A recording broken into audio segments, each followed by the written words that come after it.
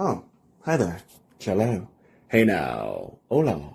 And ba weep grana weep ninny bong. However you want to say it. Welcome to that Kev One show.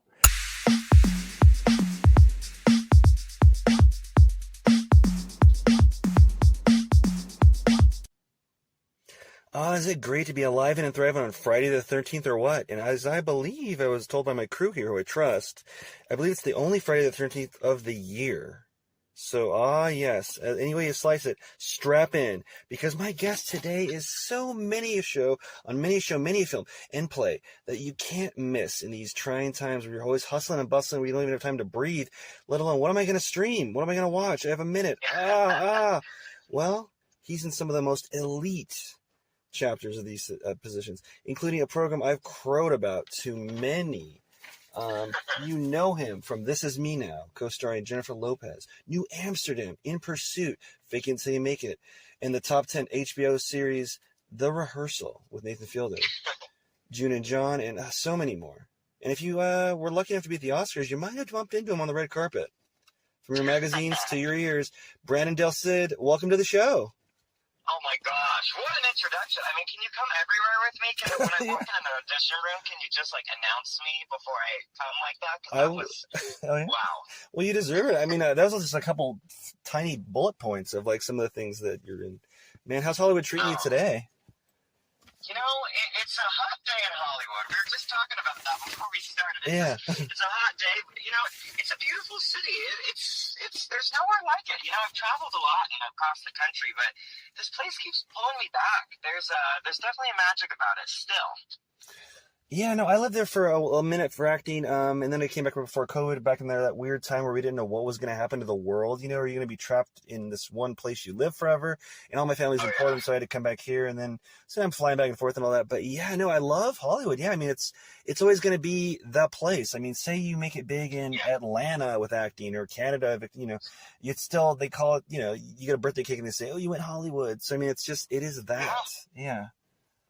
Yeah, no, there's definitely an aura about it, and I get it. You know, I think there's something about it where it's always kind of reinventing itself. You know, even now, it's a really fresh city, and you know, people come from all over the world here, and you know, I kind of feel like all the places I've been, people here are the most open.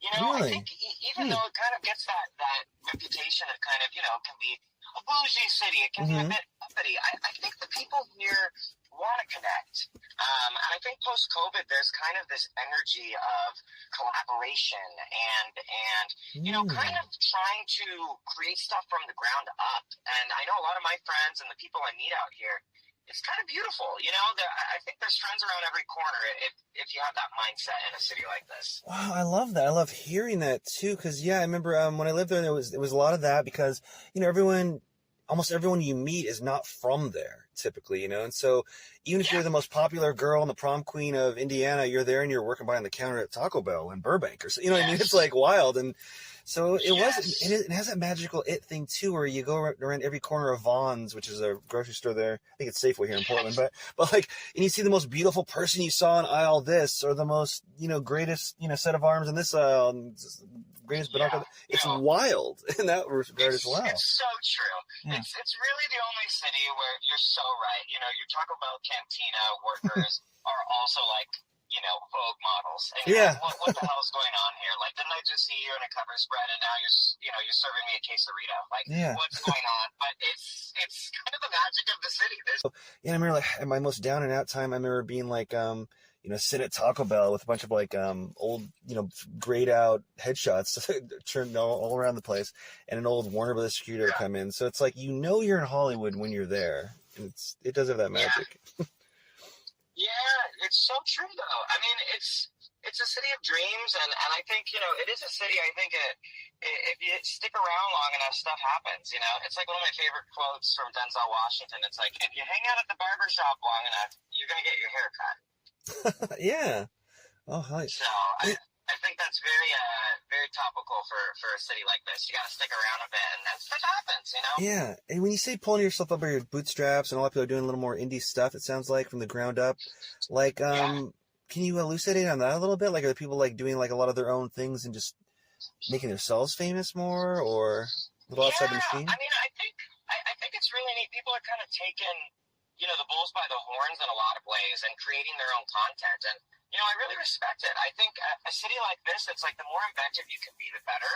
And yeah, I mean, it's crazy. Even like, I look at like huge artists, like, Jennifer Lopez created this project I got to do with her, This Is Me Now, from the ground up. I mean, she co-wrote it with Chris Schaefer and Ben Affleck. But as crazy as this sounds, they wrote it together and kind of produced it themselves and then had a big studio purchase it. But they kind of had this dream project they wanted to make, wanted to create, flesh out, and then put their own money into it. Wow. And then someone else purchased it. And I think I'm seeing, a lot of that is happening these days. People are kind of not waiting for approval, on all different levels, from, J-Lo to friends who live down the block from me. They are trying to make stuff on their own. No, yeah, and especially in this this new era where we used to have video cameras, and I remember when YouTube was new, or at least seemed new, and there's Channel 101, Andy Samberg made a big from that and stuff, and but now that's fascinating that someone is established, Oscar winning, mind you, Jennifer Lopez, Ben Affleck, making their own thing, a little different than the average Joe, mind you, but making their own thing and then selling it. That's wow, that's kind of next level. And what was that experience? Really yeah, it's insane. So, what was the experience like though, being in This Is Me Now with J-Lo and Ben Affleck? Oh my God, that's rarefied air. It was so magical, Kevin. I mean, I look back on it, and it was better than any college theater program I could even have imagined going to. It was like going to set every day and working with these greats. The cast was amazing. Jane Fonda, Keke Palmer, Sofia Vergara, J-Lo, Ben Affleck. I mean, Post Malone. It was really like a powerhouse cast list. And, we shot it in LA over 2 months, and it was, like I said, it was created by her. It was a piece of her heart. Yeah. And so she was really heavily involved with it. And I got to play one of her friends in the film, and it was just really neat to see how she worked, the discipline she had, and the attention to detail, and just that work ethic. I mean, she doesn't stop. She's kind of superhuman in that way, and it's been amazing. We shot it 2 years ago. It came out just over a year ago, and to kind of get to know her and have spent time with her over the last 2 years. I mean, she is an icon. Undisputably, yeah. Yeah, and so it was so inspiring. I mean, it kind of was a really epic break for me in a way of it opened a lot of doors after that, and I'm so grateful to her. And I mean, she's so iconic. I mean, she's Jenny from the block, for God's sake. Yeah, and your scene is in the algorithm. I've seen your face before I even reached out to you. From that scene. Yeah. Oh my God. Was that one of your, would you say most more memorable or save points, if you will, career moments? Your friends were the most stoked about, or? Yeah, that was a huge one. I mean, that was really epic. I mean, walking the red carpet with J-Lo at the Dolby Theater, this moment in my life, it meant everything because, I've been acting since I was 9, but, it's, I think the beauty of being an actor is a true actor, you're kind of on this journey and this ride, and you are discovering yourself. And as you're discovering yourself in life, I think the right roles come your way. And this role came my way kind of right when I needed it. I mean, it allowed me to grow as a human, and it kind of gave me this boost in my career and opened a lot of doors. And, I would say so far that's probably been one of the peaks. I mean, there's been some other epic recent moments the last couple months even, but that was a really magical moment. I mean, it was this fever dream of a world. And when you see the movie, it's truly a fever dream. It's pretty out there and trippy, and it's kind of this musical fantasia. And, it's going to be really neat to kind of be a piece of her legacy, in that way. Yeah. Huh. Did you learn anything specific from J-Lo? Even just anything kind of personal, or anything acting-wise or work ethic-wise, or even something funny about it? I mean, I think a big thing is, I want to follow in the footsteps of an icon like that. I want to be in 5 years, 10 years working consistently at that level like she is. And I'm so grateful to be working, consistently now as an actor. Thank God and thank J-Lo. But I think I really learned that I think to be performing at that level, I kind of mentioned this already, but there's really a attention to detail, and there's kind of a discipline that you have to have. I mean, this woman would get up at 4 a.m. every day and work out, get the script together, work on her lines, then come to set. And then I remember one day we had been shooting all day, and I think we wrapped it around like 6 or 7, and she literally went straight from there to a SZA concert with her kids. And I was like, oh my God, we're shooting tomorrow. I mean, it didn't stop. She was just kind of had this passion. Oh my God. That must have been like so insane, that time for her, just acting, producing, writing, creating it, getting your lines right and all that. And then doing like, oh my God, humanitarian fun work, mind you, at the end of the night. And oh my God, just nonstop. And being a mom. Yeah. And I forget that. So, yeah. And so I think it would be her, discipline, but then also I would just say her persistence and her tenacity. I mean, when you're that famous, you have a lot of forces coming at you, both positive and negative, and a lot of people trying to kind of, I've been lucky. I've gotten to work with a couple other people who are really icons and in the industry beyond J-Lo. And I think when you're that famous, there is kind of, there's a lot poking at you. And I was really inspired by how she danced through the last couple years of her life, and how she always comes out on top, and she's just got this, you just can't deny it, there's just this passion in her, and the thing is, in life, good things happen, bad things happen, in between things happen, but it's really inspiring to be around somebody, and you want to be somebody, I think, in your life who just always keeps dancing and knows that the best is yet to come. Yeah, I've said on the show a couple times, people talking in a similar manner, but the shark that doesn't swim drowns. You just gotta keep moving and boom. Yeah. I love that phrase. That's a good one. Yeah, and not to date anyone, but like, she's like immortal because she's still like it, and like, she started like, I feel like, wasn't she like a Fly Girl on A Living Color back in the day? So it's like, from that, yeah. I remember when I first was kind of blown away by her. What's that George Clooney movie? Steven Soderbergh, Out of Sight. I remember being like, oh my gosh. Yes. Yeah. Oh yeah. I mean, her catalog goes on forever. It's kind of neat, when I think that's the beauty of being an actor. You kind of get known for all of these iconic different moments throughout your career. Yeah. It's not just a wet t-shirt and with what's that movie, The Snake, that she was in? Yeah. It's not, She's Anaconda. That's Anaconda. Yeah. I remember my dad loved that movie growing up. That's a deep cut. I was trying to remember, and the reason I remember the title is because there's that meme where it's her in that outfit, and then like it's what is his name? I even met him. Older fella. Oh my God, Angelina Jolie's dad. Oh my gosh, I'm blanking. But he's like staring at her with like that creepy look or something. That's like a gif and everything. But yeah. Yeah, I know. She's always worked, and she couldn't honestly have been a kinder and like more inspiring for us. She was so kind and really brought us all in. Like incredible human and actress and. Yeah, not to glaze J-Lo, but yeah, I got my one of my first nicknames was because it's K-Watts and Kevin Watson, so K-Watt, kilowatt. My cousins still call me that, and we got that because from the formula of J-Lo. Jennifer Lopez is J-Lo. Yes.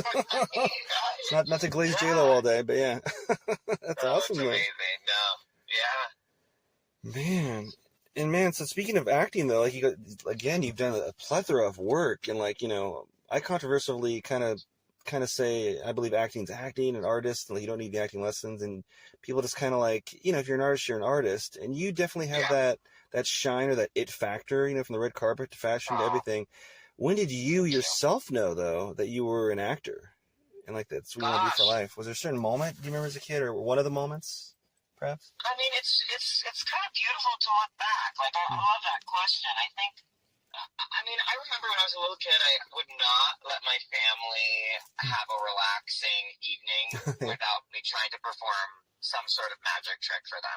Oh, yeah. Magic as a little kid, which really? is very funny and like cheesy looking back. But then around 9, I really fell in love with acting. I mean, thanks to my grandma, who I call my honey, I just fell in love with it. And I was so like, this is what I want to do. But, you know, it's a hard profession. And I think kind of like I was saying, you have a lot of forces sometimes coming at you and maybe discouraging you or in different ways. And I mean, over the years, I would say, I kind of had this epiphany a couple of years ago, and it was right around the J-Lo movie. And I felt it again recently in, you know, the last couple months with some of my recent projects, Fake It Till You Make It and The Rehearsal.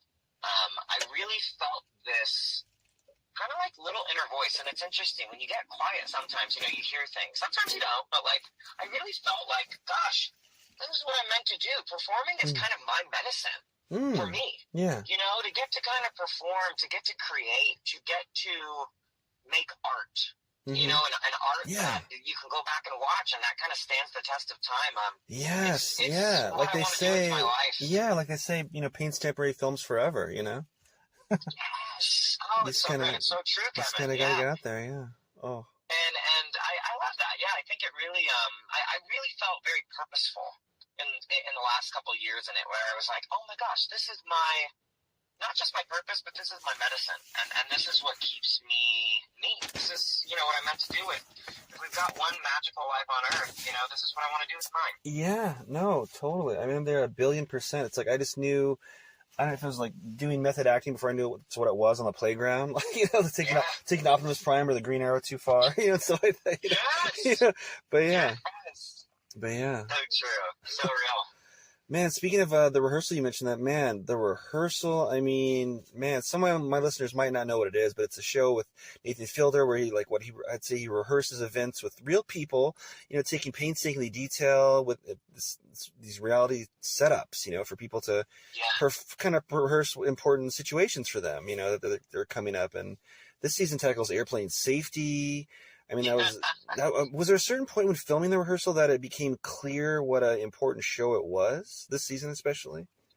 Oh my gosh. I mean, that show, it's so funny to me because, I mean, I've been a fan of his forever. And he's someone else too that I think kind of that has that magic quality of like creating something from the ground up and can kind of, you know, get people to see his vision.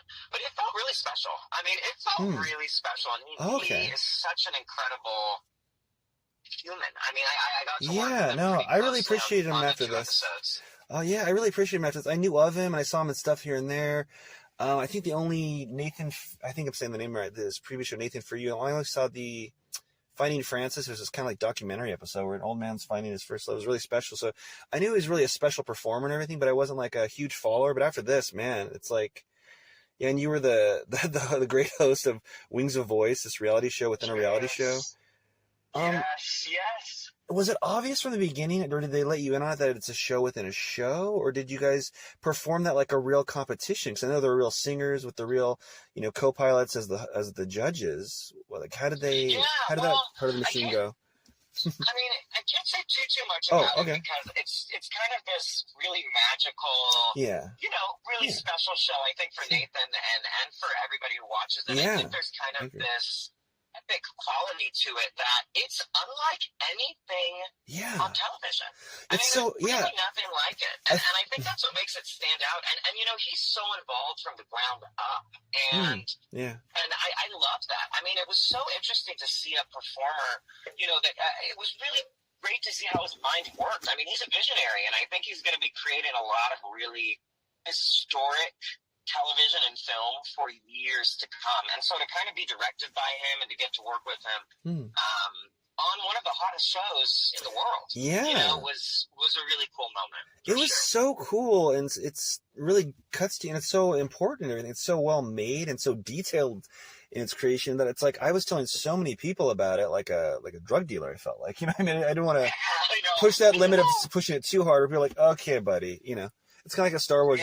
I'm not a Star Wars that I'm a comic geek and all that, but I just don't like Star Wars. I don't hate Star Wars, but it's like people push on it like a religion. I'm like, okay, you know, so yeah, man, but it's got that very, you know, it's kind of crazy. There's a really special something about it, and I think this recent season that just aired, season 2, it really, I mean, got into the zeitgeist, and it was really cool to see just how people were reacting to it. And, you know, I think for him, gosh, I mean, the sky's the limit. So, yeah, to kind of have gotten to work with him, that was really special thing, you know, and for it to have been a part of the first half of my year, I was like, wow, that was so neat, like, you know. Yeah. And how long did those 2 days of 2 episodes take? Was it actually 2 days for you, or was it like weeks, or? Yeah, no, that was a couple days of shooting, and it was wonderful. Yeah, that was actually shot a while back, and so it's kind of neat, you know, with TV and film. It's funny, you almost move on to your next projects, and sometimes you forget about it. And I kind of moved on. I got to do this great play the last couple months, and that was kind of my focus. And then it was really neat. I realized close to the end of the play when we were in DC, this wonderful play, Fake It Until You Make It. Julie Bowen, right? With fabulous Julie Bowen. Yeah. I mean, we have to talk about it. She was so wonderful. But I kind of had forgotten about it, and then it popped up, and I was like, oh my gosh, this is coming out, and people are going to love this. And so, yeah, a really beautiful part of the first half of the year. Wow. Man. Oh, I wish we could see that play, you know, somehow. But yeah, it's like... Yeah. Oh, that was wonderful. Yeah, the play was a really neat thing from this incredible playwright, Larissa Fasthorse, who was the first Native American playwright to ever have a play on Broadway. She's this incredible comedic writer. And this play I've been working on for 3 years. It's crazy. You know, the development of a play can take that long. And so we've been working on it with Center Theater Group here in Los Angeles, who's done incredible work, incredible Broadway plays and mega shows with stars of TV and film from all over the world. And yeah, it was an honor really to get to perform with them. And we performed, with Julie Bowen from Modern Family, who was just amazing. You know, everything you would hope she would be. And more. Really? Oh, good. Hell yeah. Oh. Yeah. Speaking of theater and plays, and how I wish I could see it, but it was a play and not filmed. Do you have a preference as an actor and a performer of doing theater or film work? Is there a preference acting? Oh my gosh! Well, it depends on the month and what bills we need to pay that month. Yeah. But you know, I've really been blessed that I've gotten to do so far in my career, and I really. Gosh, I really do love both. They're so different, but I think they're both really beautiful mediums. I'm really in love with theater right now, though. I think, you know, getting to do this play, and we did it in LA, and then we took it to Washington, D.C. for a couple months, which was really awesome to get to, you know, move to D.C. for several months and build this play. And then hopefully we'll be taking it to New York City next year. That's kind of the dream. For it to go to NYC and either do Broadway or off Broadway, because it's a really fabulous show. And, you know, with Julie Bowen and the rest of the cast, who was magical, I could really easily see it going there. But I mean, I do love theater in that way of it. It's kind of like playtime for me, but I also think there's something magical about, you know, TV and film, kind of like you said. It's kind of neat. It gets kind of etched in history in this way. And you can go back to it in a way that's kind of beautiful, where sometimes it's kind of a magical thing about theater, but it's kind of sad. It's fleeting, you know. It's kind of, you do it, and that's kind of a beautiful, sexy, magical thing too. It makes it special in that way too. It does, but that's the beauty of being an artist, right? You know, you kind of can't do the same performance twice. Yeah, that's true. Man, I guess I always said I love both, and both are important and everything. But I choose film if I had to choose. When someone asked me that once a long time ago, because the thing for me, it's like theater. It's like you might remember it wrong or not how it was, which is still special and everything, great in the moment. And everyone in the crowd might have a different experience from the seating, from whoever sat behind a pillar or whatever, mind you. And with film, it's like, it's the director's vision, you know, it's there, it's the shot, it's the angle, it's, you know, there. But no, both are very important, but I always remember answering that myself. I'm like, oh yeah. No, it's so true. I mean, that was something beautiful about Fake It Until You Make It. You know, we kept growing the show, and we did it not just with Julie Bowen, but we also did it with the fabulous Amy Brenneman. Oh my who's an God. incredible actress from Private Practice and Judging Amy. And, you know, it was neat. I kind of got to play the best friend of both of these women. You know, Julie Bowen would joke, he went from J-Lo to J-Bo. And it was really awesome because, you know, to learn from both of them who have had insane, epic careers as well, I kind of saw, you know, how they operated. And it was kind of, like I said earlier, there's something very sexy about, you can't, once you do it, you know, in theater, it's out there. It's kind of gone. You can't have the same moment again. And I suppose that's the same with film, except you can watch it back. But with theater, it's kind of romantic. It's kind of sexy that once it's done, it's kind of done. And it lives in the heart. It lives in the people who saw it. But it's kind of a fleeting thing. Yeah. It's kind of a really fleeting thing. And so I have a lot of respect for, you know, the art in that way that I think it, you know, has you to be really present in the moment. And so, yeah, what a gift. What a gift to get to do. And that show was such a gift for me. It was healing. I think that play was really a healing experience for me, just as an artist. And yeah, I had those moments where I was like, gosh, this is what I'm meant to do. This is my calling. And again, you know, I think you kind of, sometimes you need that reminder multiple times in life. Yeah. No, yeah, it's kind of like a baptism by fire. It's, no, totally. Yeah. Very true. Very true. Yeah, it's so awesome. Yeah. And well, you also made a splash, as I mentioned in the intro, at the Oscars, including the after party and the very important Elton John AIDS Foundation, and seeing him perform and everything. Yes. What was the Oscars, that rarefied era like? It's a experience not many get to experience, you know? Like, what was that? Oh my gosh. What does that mean to you? Yeah, I mean, I've always been a fan of the Oscars, so to get to go last year to Elton John's Oscars party was incredible. I mean, it was like, my God, I felt like Alice in Wonderland. I was like, please, I want to be here forever. I never want to leave here. I want to just like watch Elton John sing for the rest of my life and have champagne and bonbons, because that's where I'm meant to be. But it was amazing. I got to go with my cast, some of my cast of This Is Me Now. We were promoting the J-Lo film, and we got invited, and we just had a magical time. And yeah, I mean, there's been some really magical moments like that in the last year that I'm still, you know, this kid from Fresno that grew up doing community theater and that is so hungry for it. And that I never take it for granted. You know, even moments like that, I look back and I think about some of the epic parts of that evening and I think, wow, you know, like the childhood version of myself would be probably screaming, crying, sobbing on the floor, so excited, because it was just that magical of an evening. And yeah, you know, it's kind of like I said, stick around in this town long enough and I think magical, epic Alice in Wonderland like moments. Yeah, I mean, like, you know, I almost imagine that, like, it could have felt like a fever dream that you almost like, were you almost like not even able to enjoy every single moment because it's just so much. It's almost feel like there's a lot of, almost like a pressure cooker, even though you look fabulous and you're on the red carpet doing all this great, like, you know, very like elegant things and everything. But was there just so many eyes? Or was there a lot of pressure, or was it just, were you able to be present and experience the whole moment, or was there chunks and chapters? You know, I'm a big dreamer. I'm a big manifester, and I felt like it was where I was meant to be that night. As crazy as that sounds, yeah, it felt kind of like this is where I'm meant to be tonight, and it felt right, and it was fabulous and awesome, very fulfilling, and you know, to get to also spend it with fellow actors that I'd worked with,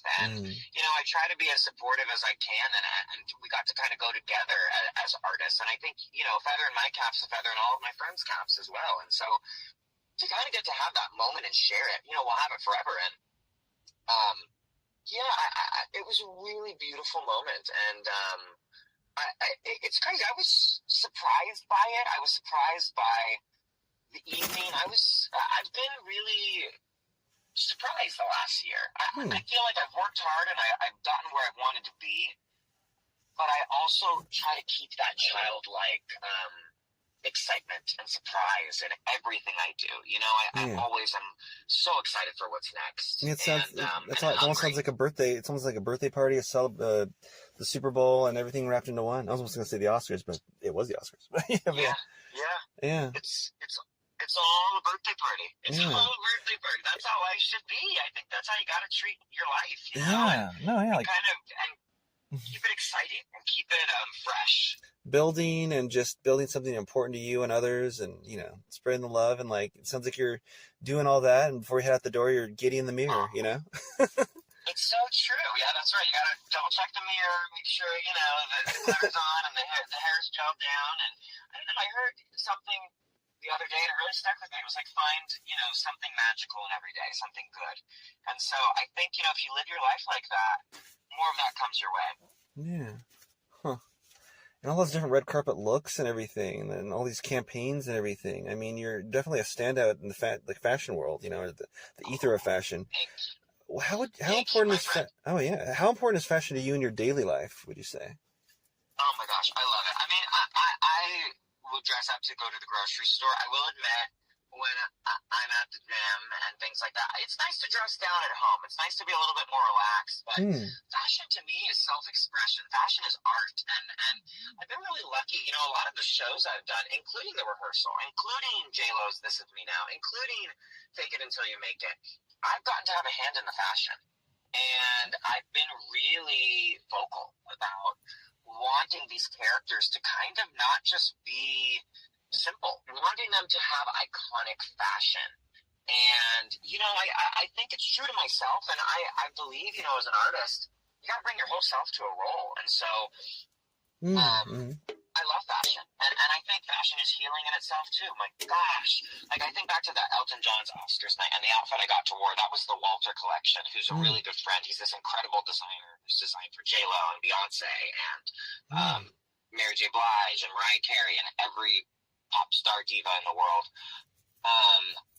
Had me wear that night to Elton John's party. And I felt like a superhero. I literally felt like I could do anything. So I do think there's something to be said about, when you look good, you feel good. And so I think even if it's just a nice top when you're going out to dinner or you're going somewhere, find that little bit of sparkle. Find a way to sparkle.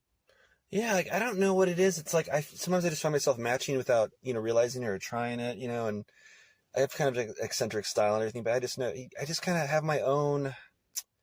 Like when they say, like, I dress for me, I mean, I like when people like what I wear, I do make a little note of them, like, oh, maybe I'll wear this shirt or this whatever next week or the week after for sure. It's in the Rolodex now. moves up the leaderboard.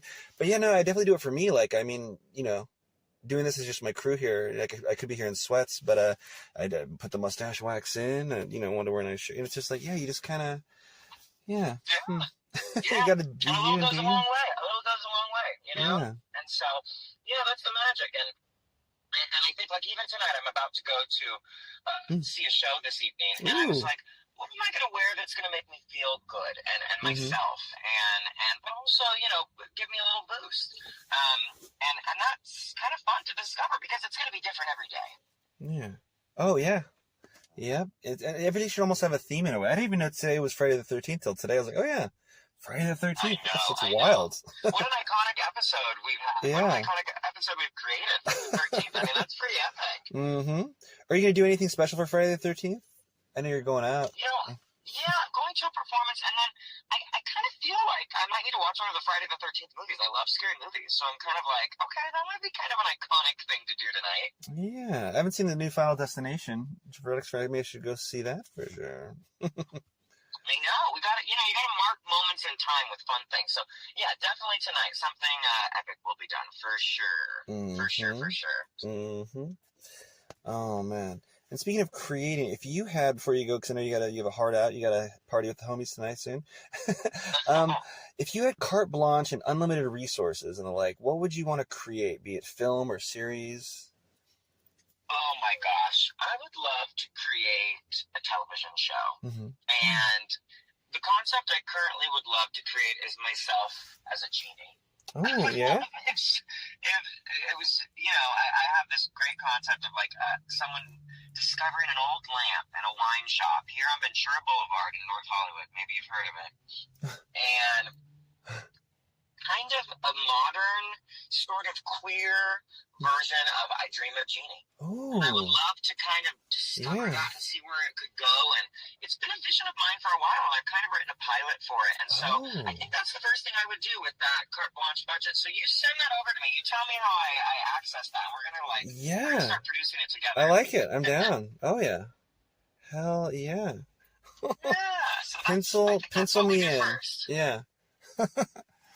Well, I currently have a beard and a kind of a fanciful mustache. So if that fits in the script, I'm there for sure. You're in. We'll find you something. Hell yeah. We'll find you something. Oh, I love it. I'm there. Oh, my God. Oh, man. Well, Brandon, we've taken enough of your time. Thanks so much for sharing your story and brightening up the landscape of, well, just entertainment in general. And I can't wait to eventually see you on set in the near future, perhaps playing someone who gets a wish in the genie. Yes, I love that. It's one of my wishes. It's one of my wishes already, you know? I love the way you think. I love it. And thank you for having me. And yeah, we got to do this again. And best wishes to you. And yeah, I'll see you on set. For sure. We're manifesting it and we're creating it and we're just doing it. You know? We are. It's happening. Thank you, my friend. Anytime, man. And have a great night. Stay cool in the heat. Yeah. Bye. All right. Night. And this episode of That Kev One Show is dedicated to writer Peter David, the marvelous, prolific author that shaped minds for deep decades and decades. His art lives on. This portion of That Kev One Show is brought to you by Coco Burry, the action and chic athletic wear for lounging, stretching, and going to the next level for yourself. I have the olive green pair of athletic shorts that I wear on the weekends lately, so I do my version of yoga. I'm not a yoga enthusiast, but I do my stretches and my karate and taekwondo stuff that I know, especially when watching Cobra Kai and the like. So come on, guys, buy your own pair and jump in today. Thanks again to the fantabulous Brandon Delsid. Apologies to Ryan and Leon, we ran out of time. We'll have you get in the near future for sure. And Kev believers, stay cool, for summer has begun, as Brandon himself said. So let's raise our glasses to the world record level reckoning that we're all going to bring. We're dishing it out, as we all said earlier on the episode, with style. Good night.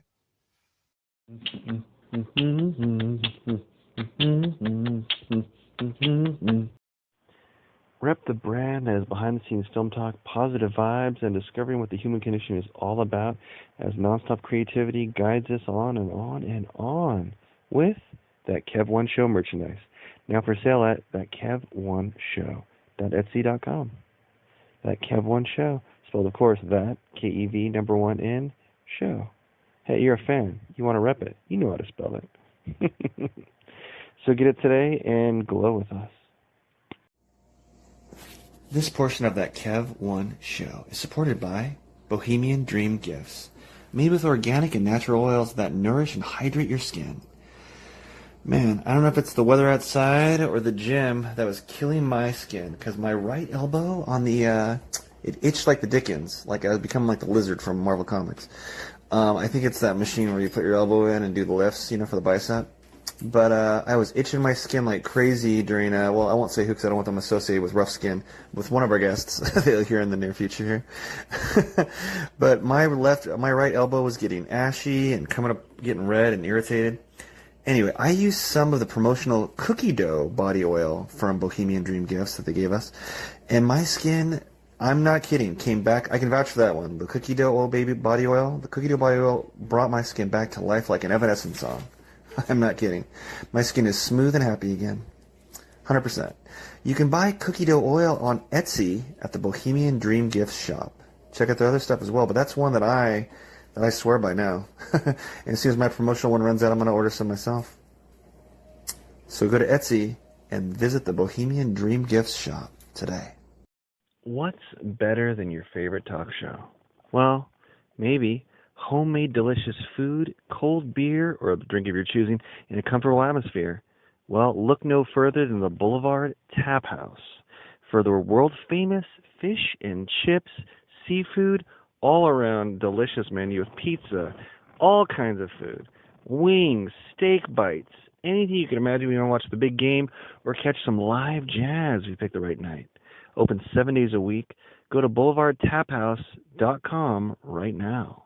I like to go to their Terwilliger Curve location. That's the home location for their not only their fish and chips, and they knew that they always used to give me Caesar chicken salad and wine.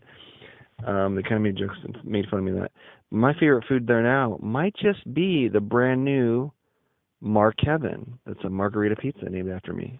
Don't know if they did it because I'm Italian or what, but I had it, and it is delicious and, dare I say, nutritious. Anyway, friends, go on in, have a great time. When you're there, you truly are family. No cap. Enjoy the Boulevard Tap House today.